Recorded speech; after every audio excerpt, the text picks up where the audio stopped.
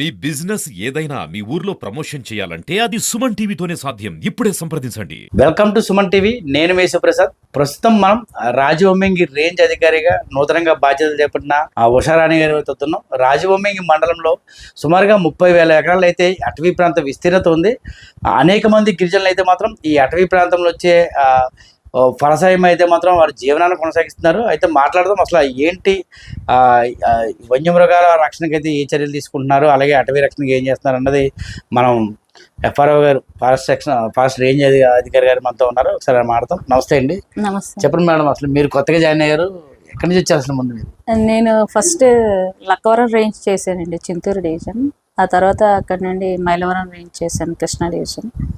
ఆ తర్వాత అడ్డతీగల లాగింగ్ చేశాను, రంపచోడవరం డివిజన్. మళ్ళీ మొన్న ట్రాన్స్ఫర్స్లో భాగంగా ఇక్కడ రాజవొమ్మింగి రేంజ్కి వేసారు, సేమ్ డివిజన్. సుమారుగా 30,000 ఎకరాల్లో అయితే మాత్రం అటవీ భూమి రక్షిత అటవీ ప్రాంతం అయితే ఉంది. ఎటువంటి చర్యలు చేపడతారు అంటే ఇక్కడ ఎక్కువగా టేక్ ప్లాంటేషన్, మారుజాతి కలప ఎక్కువగా ఉంది కదా, దాని మీద ఏమైనా ప్రత్యేకమైన ఒక చర్యలు ఏమైనా చేపడుతున్నారా? ఈ అటవీ విస్తీర్ణం అనేది 30,000 హెక్టార్లు ఉంది. దీంట్లో చాలా విలువైన టేక్ ప్లాంటేషన్స్ అని, నెక్స్ట్ చాలా విలువైన ఇతర జాతుల మొక్కలు, చెట్లు కూడా ఉన్నాయి. వీటిలన్నిటికీ కూడా మేము బేస్ క్యాంప్స్ని అయితే చాలా పటిష్టంగా నిర్వహిస్తున్నాము. వాళ్ళని అక్కడే బేస్ క్యాంప్స్లో ఉండి, నైట్స్ కూడా అక్కడే ఉండి, డైలీ మార్నింగ్ వెళ్ళి వాళ్ళకి నిర్దేశించిన షెడ్యూల్ ప్రకారం చుట్టుపక్కల ఉన్న కంపార్ట్మెంట్స్ అన్నీ కూడా తిరిగి వచ్చి మళ్ళీ అక్కడే వండుకొని తిని మళ్ళీ అక్కడే స్టే చేసి మళ్ళీ మార్నింగ్ వెళ్ళేలాగా మళ్ళీ వేరే రూట్, వేరే కంపార్ట్మెంట్స్ అలాగే మేము పెట్రోలింగ్ అనేది వాళ్ళకి చేయమని చెప్పేసి వాళ్ళకి అంతా కూడా షెడ్యూల్ అంతా ఇవ్వటం జరుగుతుంది. వాళ్ళతో పాటు మా staff, beat officers, section officers కూడా వెళ్తూ ఉంటారు ఫీల్డ్కి. అలాగే నేను కూడా నా షెడ్యూల్ ప్రకారము మేము ఫారెస్ట్ పెరాంబులేషన్ చేస్తూ ఉంటాము వాళ్ళతో కలిసి.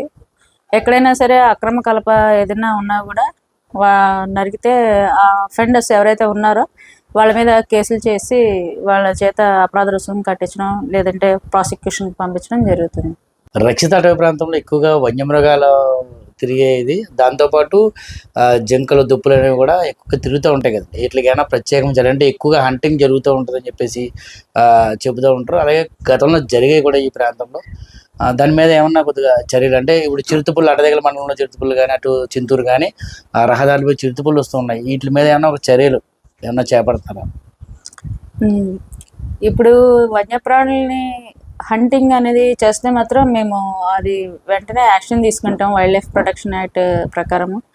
నెక్స్ట్ ఈ జనావాసాలు కూడా ఎక్కువగా విస్తరించడం వల్ల గ్రీడీనెస్ అనేది ఎక్కువ పెరిగిపోవడం వల్ల కొండపొళ్ళు ఎక్కువ కొట్టేసి హ్యూమన్ ఇంటర్వెన్షన్ అనేది ఫారెస్ట్లో ఎక్కువైపోయింది. దాన్ని వెంటనే మేము అరికట్టాలి.